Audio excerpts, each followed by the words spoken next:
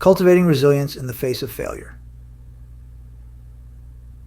Understanding resilience and its importance. The word resilience is used in various contexts, and no universally agreed definition exists.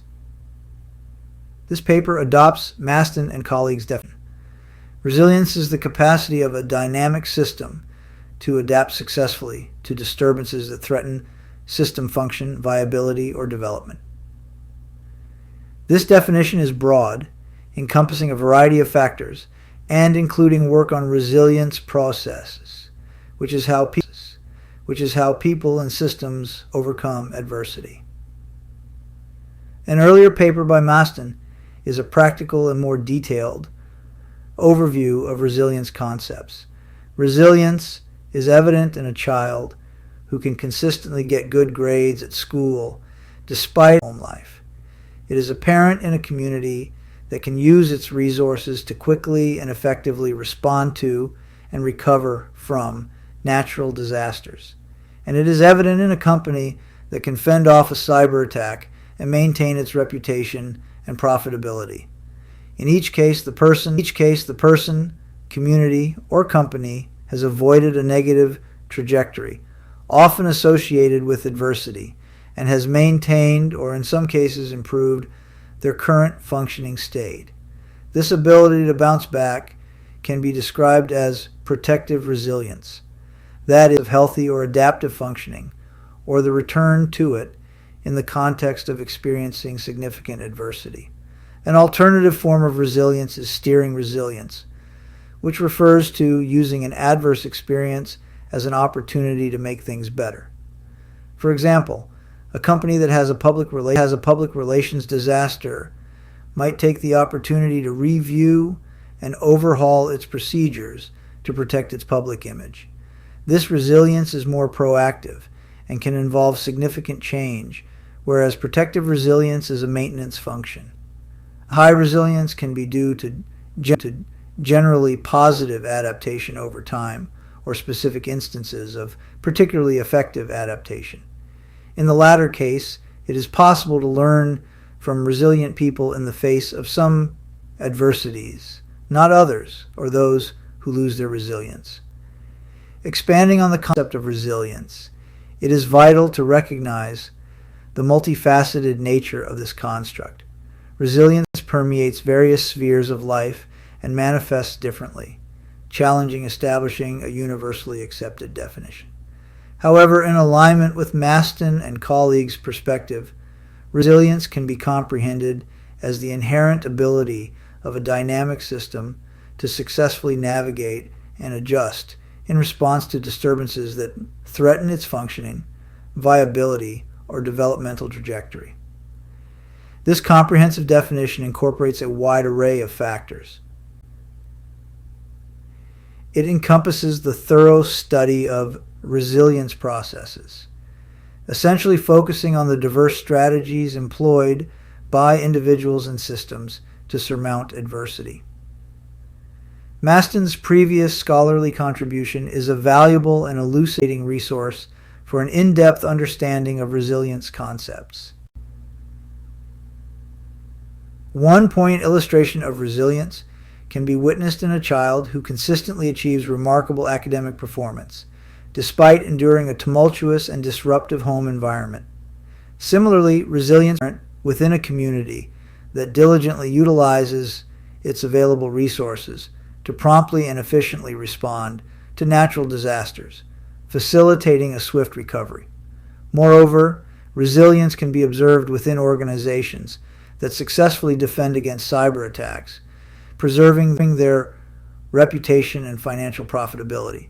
In each scenario, whether it pertains to an individual, community, or company, the ability to avert the detrimental trajectory, often associated with adversity, is paramount as they sustain or even enhance their prevailing state of functionality. This capacity to recuperate and rebound from challenging circumstances can be called protective resilience. Essentially, this denotes preserving a healthy and adaptive state, or a triumphant return to it, despite significant adversity. Conversely, an alternative manifestation of resilience exists, known as steering resilience, whereby adverse experiences are harnessed as opportunities for transformative change and improvement. For instance, an organization navigating a public relations disaster could leverage the occurrence to critically evaluate and revamp its protocols concerning safeguarding its public image. This form of resilience epitomizes a proactive approach that entails substantial modifications, diverse nature of protective resilience. Consequently, steering resilience holds the potential to instigate profound metamorphosis. It is important to note that high levels of resilience can be attributed to a combination of long-term positive adaptations or specific instances of exceptionally effective adaptation. In the latter scenario, valuable insights can be gleaned from individuals who exhibit resilience in certain adversarial situations, but struggle in others, and those who unfortunately lose their resilience. Definition of resilience. The definition of resilience differs from building resiliency, which identifies the characteristics and mechanisms within the person and the environmental factors that assist in developing resilience. By placing a person's resilience in specific phenomena, such as highly resilient individuals and the resilient zone, the aim is to look at bolstering resilience and helping a person move from maladaptive to more adaptive forms of coping during duress. A standard definition of resilience is maintaining function when exposed to internal or external changes, or the capacity to absorb a disturbance and retain the same structure and coping methods. This has been applied to various fields, ranging from trauma psychology to the maintenance of biodiversity. More recently, this has been simplified to look at building resilience as a way of doing well in the face of adversity. This definition is easily applied to everyday life. It has gained the interest of many individuals as a practical stance to improving a person's ability to manage both short and long term. Resilience is a term widely used in different contexts and originally derived from the Latin word resilient, meaning to spring back. Resilience has been applied in many natural and social sciences to describe various phenomena. In simple terms, resilience is widely used positively to describe the ability to bounce back from adversity or bounce back to a desired state of being. In this sense, resilience is a significant protection factor that enables people to avoid the risks of developing psychological problems, as well as an essential feature in recovering from psychological problems and emotional injury. Although the definitions may vary, if resilience is viewed as a positive desired outcome, it is a common understanding that it is an ability or capacity. Additionally, in recent years, the term resilience has been applied to maintaining a stable state, whether a partnership, family, organization, community, or the natural environment. The role of resilience in online marketing. A critical competitive advantage for online businesses is their exceptional speed and proficiency in transforming a failure or setback into a remarkably optimistic and advantageous outcome. This unique ability stems from the distinct and rapidly evolving culture of online marketing, which thrives on constant innovation and adaptability.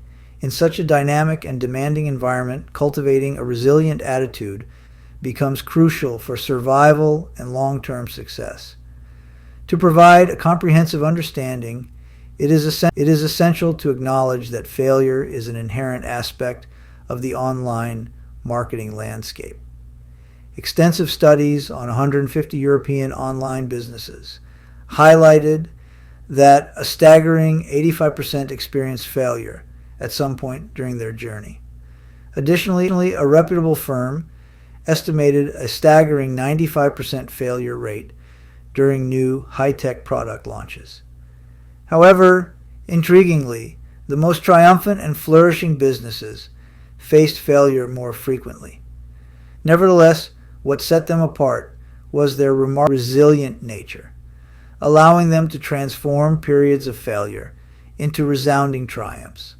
A comprehensive study involving 524 advertising executives conducted by CMC revealed that individuals with resilient personalities were significantly more likely to extract personal growth and valuable lessons from negative experiences, ultimately contributing to their exponential development of leadership potential. Resilient individuals can embrace setbacks, learn from them, and emerge stronger and wiser. Acquiring this skill is indispensable for effective marketing as it empowers individuals to reflect upon their mistakes, pinpoint areas that require improvement, and implement necessary measures to prevent similar errors in the future. Moreover, considering the industry's rapid pace and constantly evolving nature, the significance of error management must be considered. If left unaddressed, errors can escalate into formidable failures with severe consequences. However, individuals with the resilience to learn from their mistakes are also proficient in error management. In a comprehensive study conducted by Phipps, which compared 6 exceptionally successful advertising agencies with 6 less successful counterparts, it was observed that the most triumphant agencies excelled at error management. By diligently identifying and swiftly correcting errors before they spiral into adverse outcomes, resilient individuals can navigate the challenges of the marketing landscape with tremendous finesse and substantially amplify their prospects of attaining remarkable success in any marketing endeavor. Benefits of developing a resilient mindset. A resilient mindset is a protective armor that protects you from the paralyzing effects of despair or panic. Individuals who lack a resilient mindset quickly assign themselves as victims and feel powerless in adversity. They blame others for their predicament, ascribing the cause of the problem to fluctuating factors over which they have no control. In contrast, resilient individuals can maintain their composure, efficacy, and optimism in the most trying circumstances. They perceive crises as problems to be solved rather than insurmountable obstacles. They are also keenly aware of the situational factors that they can control. As a result, they can carry on despite the far-reaching effects of stress and potential trauma. They exhibit unbending perseverance and resolve to accomplish their goals. Resilient individuals have a sense of independence that helps them to step outside the situation and find healthy resolutions. Another benefit of developing a resilient mindset is that it can act as a buffer so you don't fall into a downward spiral of depression. Resiliency is about finding workable solutions and being assertive, not egotistical, but having confidence in your problem-solving abilities. This is the exact opposite of helplessness, which can lead to depression. Ego control is essential to resiliency and maintaining a good outlook on life. The ego is defined as one's sense of self-importance and self-control. High ego control is critical for resiliency to be maximally effective. When bad things happen to those with high ego control, they can look at the situation objectively and learn from mistakes. They are not easily frustrated and are better at delaying gratification for the sake of future goals. High ego control helps people maintain a strong sense of pride and realistic confidence in their capabilities. This is essential. Low self-esteem and self-worth are strong predictors of depression. Resilient people, most importantly, also have better relationships. They are more openly affectionate and have a more positive outlook on themselves in relationships. They can share their problems with others and utilize them as support. All of these factors help to prevent depression, which is, of course, a significant benefit of having a resilient mindset. Strategies for building emotional resilience. Recognizing and accepting what you're feeling is an essential step in building emotional resilience. Emotions are a natural response to the things that happen to us. There are no right or wrong emotions in a particular situation. Feeling sad, anxious, angry, or confused is okay. The important thing is to understand what has triggered the emotion. Suppose it's a particular failure that has led you to feel down. In that case, that's an opportunity to learn more about the factors contributed. This new understanding may help change the outlook next time. Writing about how you feel can be an essential part of this process. Studies have shown that writing about emotional events can significantly increase short-term and long-term emotional well-being. Try writing freely about your failure and make a connection to how you feel about it. This expressive and exploratory writing can be an extra dimension of the event. In some cases, it has been known to improve health. However, rereading what you've written immediately is not a good idea, mainly if your expression is very harmful. This could offset any well-being gains. Wait until you feel more upbeat, then reflect on your writing. Being resilient doesn't mean you don't experience difficulty or distress. Emotional resilience is not about being tough. It's about stress relief and getting back up when something knocks you down. When something upsetting happens, even the most flexible person will respond emotionally. Being resilient in the face of life's challenges means being able to express and experience these emotions. Identifying and managing negative emotions. This is the first step in emotional self-regulation, managing and changing one's emotional state. Emotions have an evolutionary function.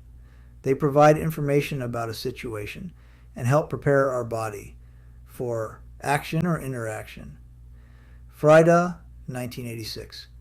Emotions are only problematic if they persist over time and impede the processing of new information, learning new behaviors, or achieving goals. Emotions become disruptive when they are the only response to a given situation, or the wrong emotional response, say, to a problem. This can be a common occurrence in depression when a person has overlearned to withdraw or give up in the face of challenge, eliciting emotions of sadness, hopelessness, and disappointment.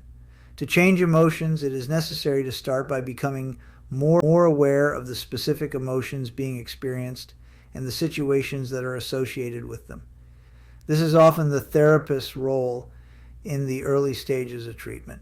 Later, the individual can learn to monitor their emotions and situations, frequently using a mood diary to record their emotions type, intensity, and duration. This type of self-monitoring is a skill that takes practice to develop and is essential in preventing the relapse of an emotional disorder. We can further understand our emotions by analyzing the thoughts that precede and perpetuate. This concept will be revisited in the section on cognitive restructuring and exploring the mental processes that influence our emotional state. Through this exploration, we can gain insight into our emotional responses and work towards developing healthier coping mechanisms. By understanding the thoughts and beliefs that contribute to our emotional experiences, we can challenge and reframe them to create a more positive and adaptive emotional state. Furthermore, another aspect of emotional self-regulation is developing effective strategies to regulate and manage. These strategies can include relaxation techniques such as deep breathing exercises, progressive muscle relaxation, and mindfulness meditation.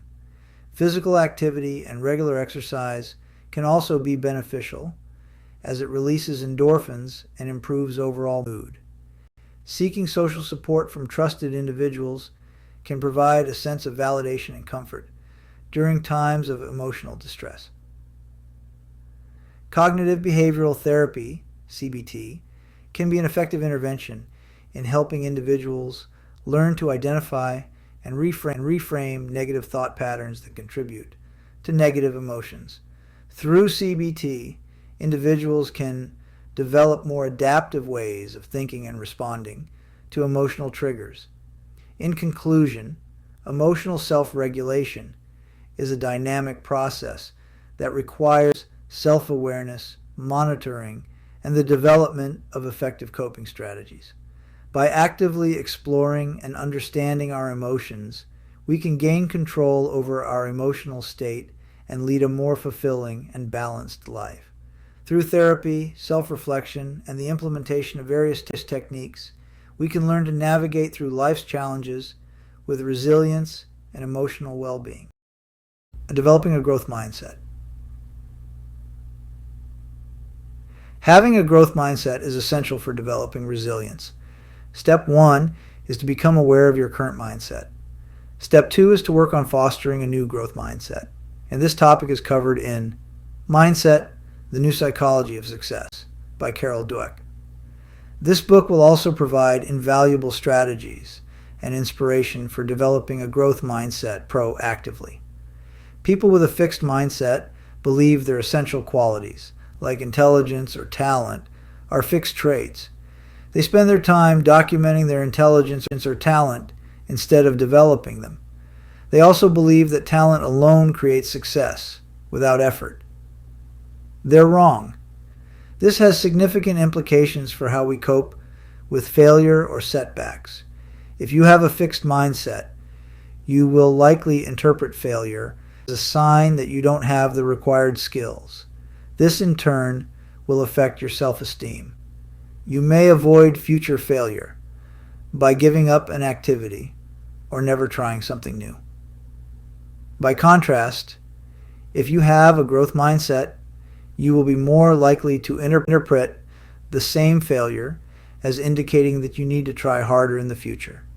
It will help me learn from the setback and try a different approach. When we face a significant setback, we often interpret this as a sign that we can't achieve the goal we've set ourselves. This usually leads us into a downward spiral of negative thinking and can seriously impact our levels of motivation and persistence. Many of us are all too aware that we tend to be our own most prominent critics. This can be a hard habit to break, but one which is worth the effort. Building a support network. A support network is a group of people we feel connected to and who care about us. Knowing that we have people who can help us at any time provides us with a sense of security and well-being, which in turn can promote resilience. Building a support network is one way to develop and maintain strong family relationships. Numerous studies have found that the family can be the most powerful positive influence in our lives, and that having support from at least one member is essential to thrive. A strong family connection can act as a protective factor for both emotional and behavioral resilience. Another aspect of a support network is finding friends we can confide in and spend time with. Befriending people who are optimistic, happy, and understanding can help us foster a positive mood and way of thinking. By spending time with friends, we also improve social skills, giving us greater confidence and autonomy. We must have friends we can trust and feel comfortable being ourselves around. A genuine friend will make you feel good about yourself, lift your spirits, encourage you to talk about your emotions, and when needed, offer advice and help. If you feel socially isolated, try joining a club, group, or evening class to meet people with similar interests. Having a network of friends can provide emotional support, reduce stress, boost self-esteem, and give us a sense of belonging. Case studies on successful marketers. A common theme among the case studies is using change in strategy to overcome failure.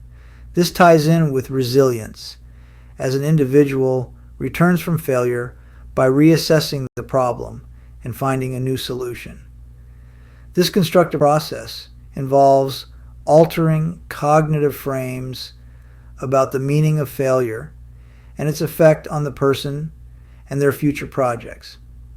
An example of this is John Pemberton, the inventor of Coca-Cola, who, upon the banning of alcohol in Atlanta, where he was residing, was forced to find a new marketing strategy for his non-alcoholic health drink. The following case studies illustrate the adversity and subsequent resilience of several successful business people. The ability of such individuals to persevere through failure, using it as a learning experience to find a more effective solution to their problem, has played a large part in their achieving great success. These studies show that the ability to overcome failure is often the driving force behind finding a viable solution to a problem, using it to create a more effective marketing strategy. This newfound understanding and insight can sometimes be so powerful that it shapes the groundwork for an entire company. Overcoming obstacles and failures. The first example concerns one of Japan's leading marketing researchers and speakers, Hirotoshi Takeda, who had to deal with one of the most significant failures in his life.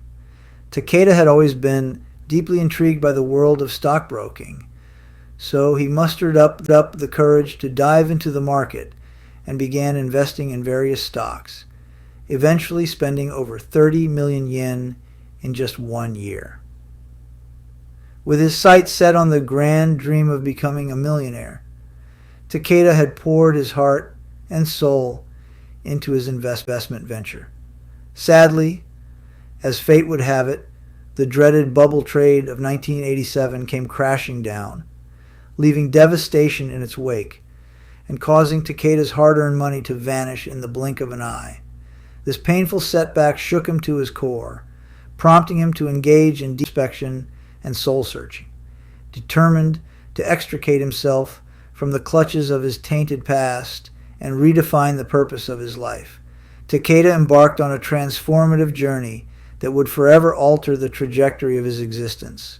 For the next 3 years, Takeda wholeheartedly embraced yoga, delving into its teachings and practices with unwavering dedication. Simultaneously, his insatiable thirst for knowledge led him to devour countless books and immerse himself in their imparted wisdom. He was like a sponge, absorbing every ounce of insight, nugget of guidance that came his way. Furthermore, he sought solace and inspiration from the soothing melodies of tapes that resonated with his newfound ambition of personal growth and enlightenment. Through this detailed process of inner renewal, Takeda began to shed the weight of his past blunders and slowly but surely redefine his aspirations. During this profound period of self-discovery, Takeda serendipitously stumbled upon a literary gem that would forever alter the course of his life.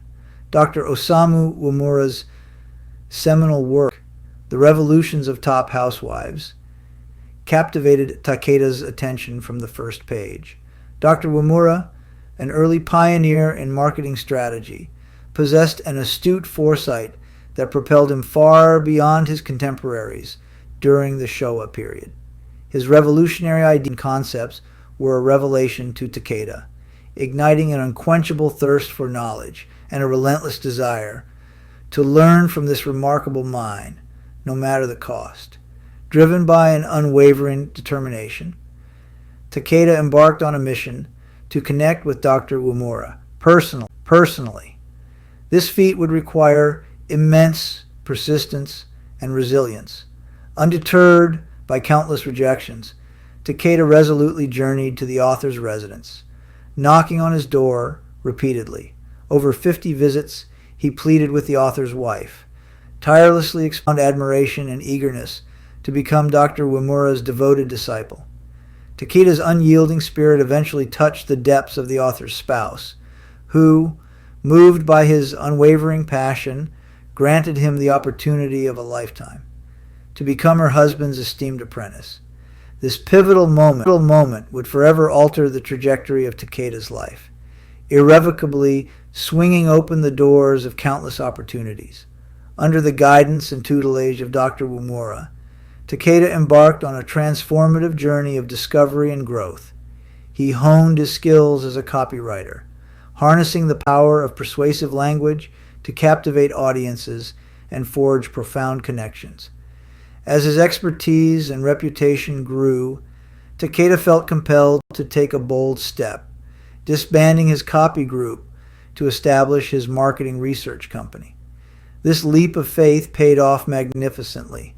Takeda's company flourished and prospered, becoming a shining testament to his unwavering determination and indomitable spirit.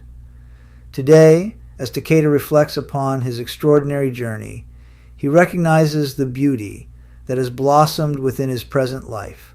From the depths of failure, he emerged stronger, wiser, and relentless in pursuing personal and professional fulfillment. His boundless passion and unshakable commitment continue to inspire countless aspiring marketers and researchers, serving as a testament to the transformative power of perseverance and a testament to the enduring human spirit. Strategies used to bounce back. The case studies provide substantial support for the above-mentioned theories, thus significantly bolstering the argument for their profound effectiveness. In particular, a person whom we will call Sidney.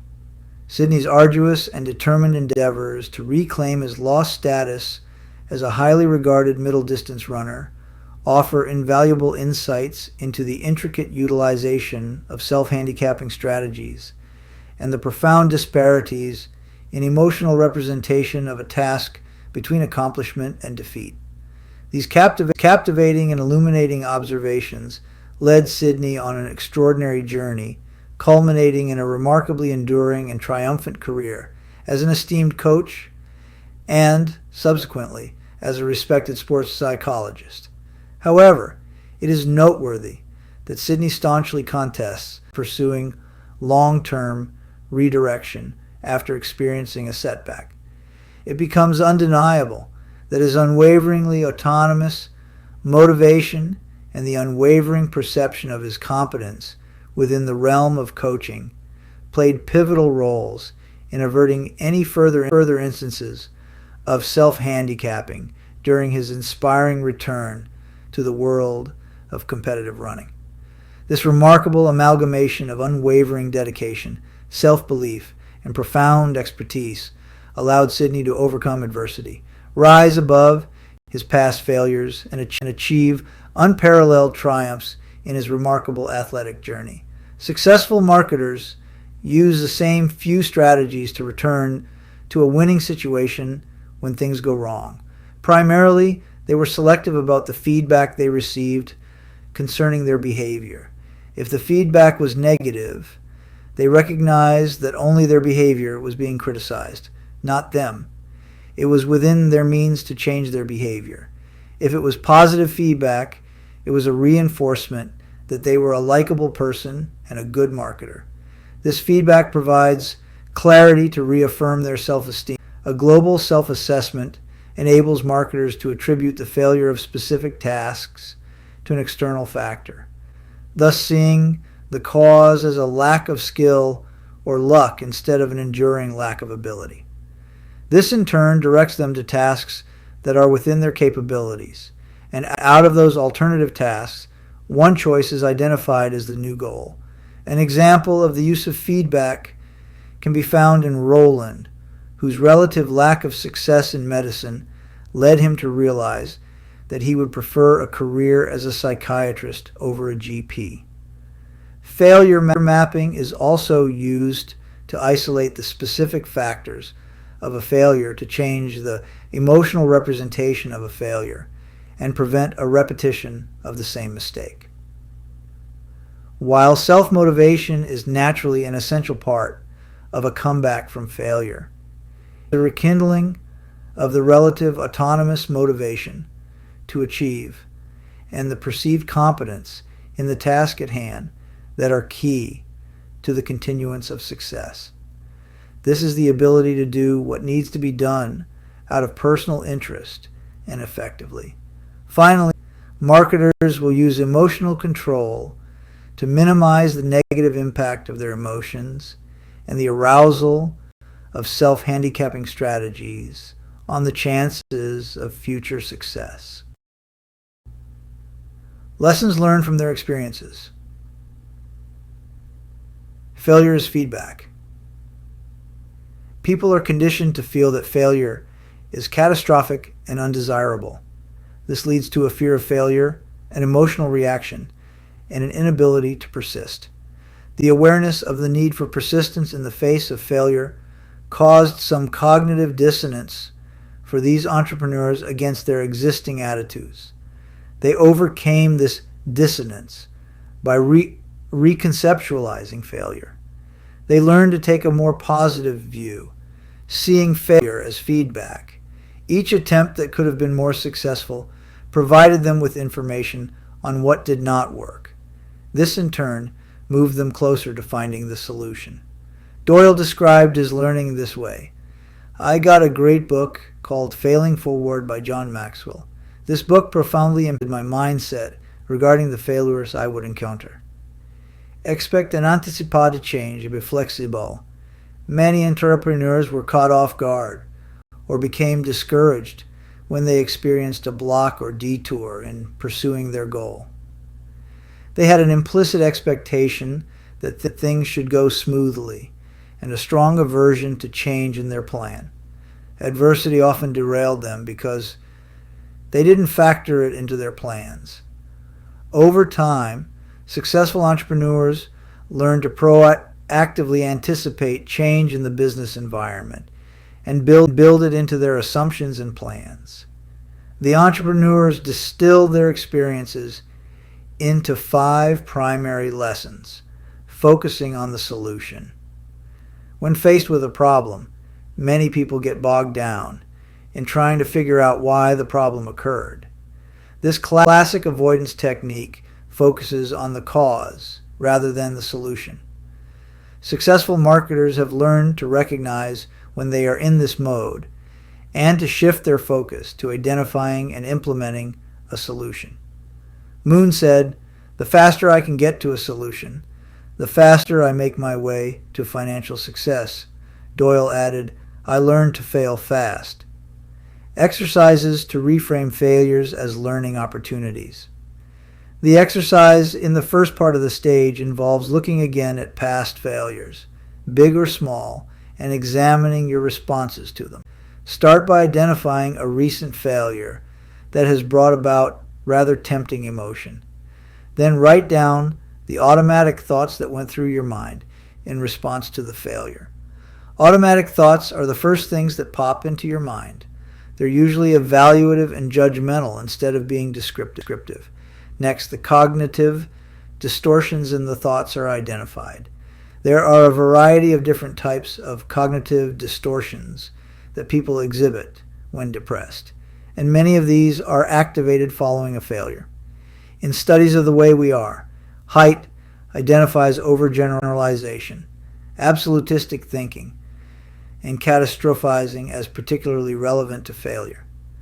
By placing the cognitive distortions experienced in response to the failure, it becomes clear which aspects of the failure impact mood most. This then sets a goal for specific areas to work on to reframe the failure in a more realistic light. Finally, the underlying assumptions and core beliefs on which the thoughts and distortions have been based are determined. Automatic thoughts and cognitive distortions are not random.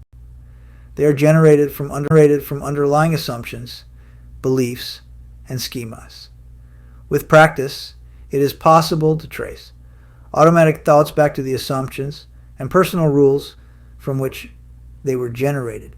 This helps determine precisely why a person is impacted in a certain way by failures and can be done to change their thought patterns in the future. Reflecting on past failures. Before students can genuinely learn from their failure experiences, they must take a step back and deeply reflect on the specific factors that contributed to the outcome. This reflection involves a detailed analysis of the what, why, and how of the failure event. What were the initial goals that were set? Why were these goals not achieved? Was the failure a result of insufficient effort or a lack of ability?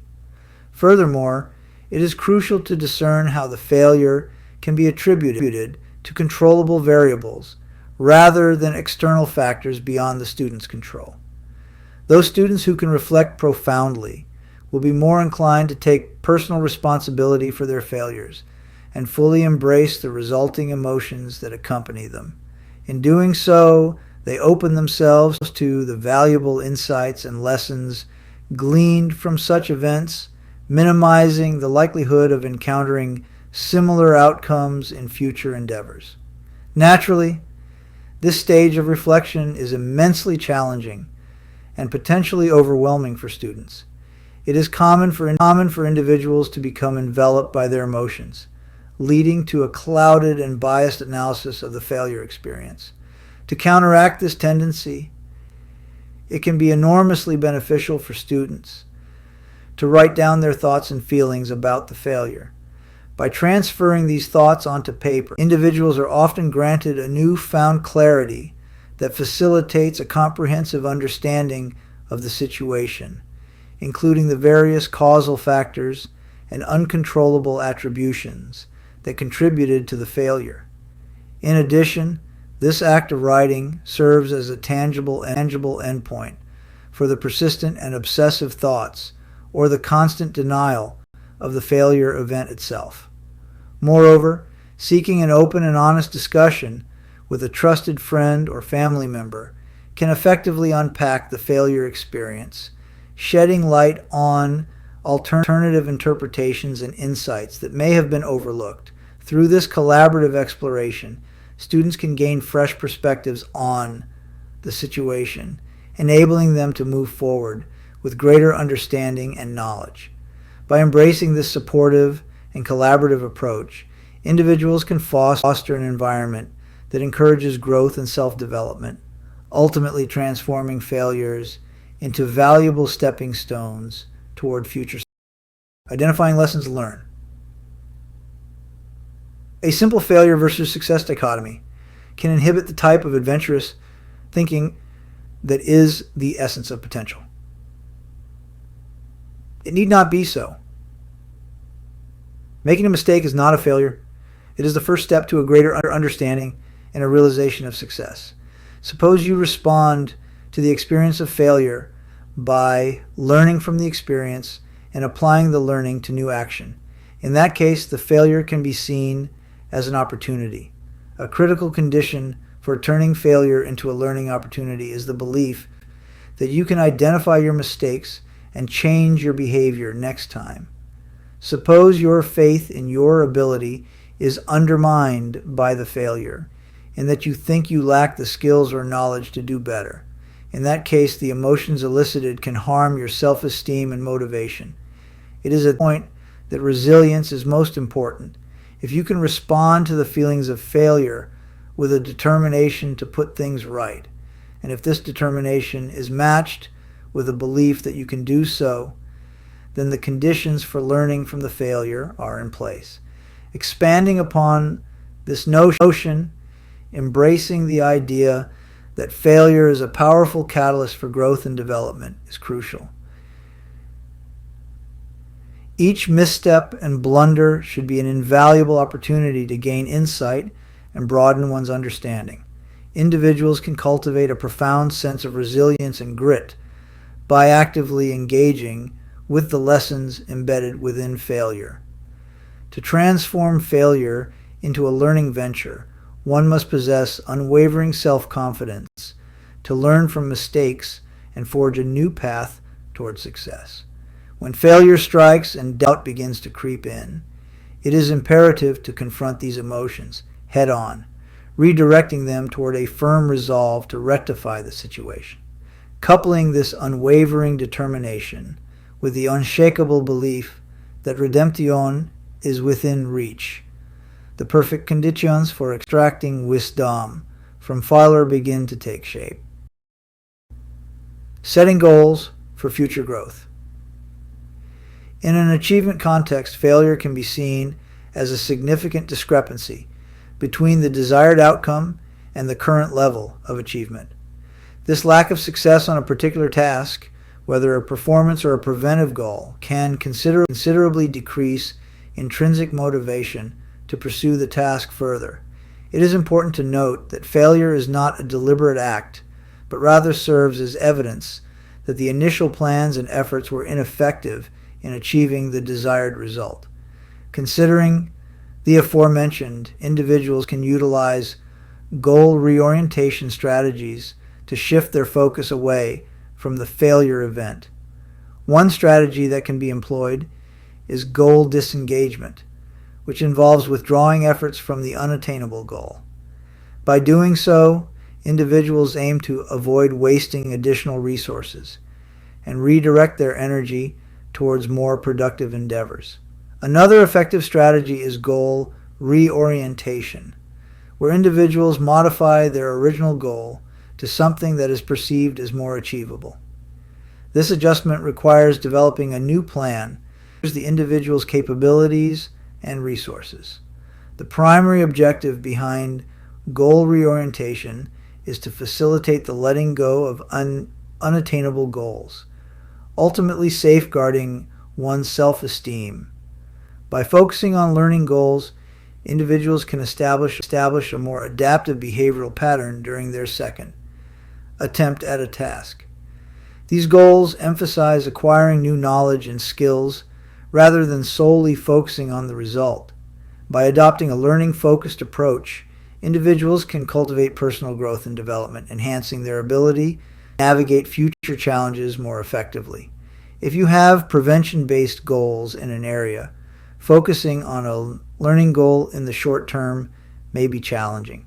However, it is crucial to note that pursuing learning goals is critical to reaping immense long-term benefits in motivation and self-esteem. Opting for a learning goal entails enhancing knowledge and skill acquisition and continuously striving to master tasks. Such goals are characterized by strategically utilizing existing knowledge to tackle increasingly complex tasks, acknowledging the inevitability of occasional setbacks and failures, while persisting in effortful endeavors to achieve improvement. This deliberate approach starkly contrasts with performance goals, where the focal point is on demonstrating high ability or evading any manifestation of low ability, often achieved through comparisons with others. Embracing learning goals offers a transformative pathway towards personal growth and fulfillment, unveiling uncharted potentials and propelling you towards a trajectory of lifelong achievement. A crucial step in changing behavioral responses to failure is to carefully and deliberately establish fresh and inspiring goals that enable individuals to adaptively and effectively in the future, channeling their failures as opportunities for growth and improvement. It is of utmost importance to bear in mind the influence of implicit theories in this endeavor. In cases where a prevention goal was previously established and a failure occurred due to an apparent lack of ability, the failure was likely attributed to an inadequacy in skills or competence to execute the given task. Consequently, altering the perspective and transforming it into a learning goal in that particular domain may prove challenging and demanding unless one succeeds in modifying the attribution and perceiving the failure as an outcome of insufficient effort and determination invested in the task.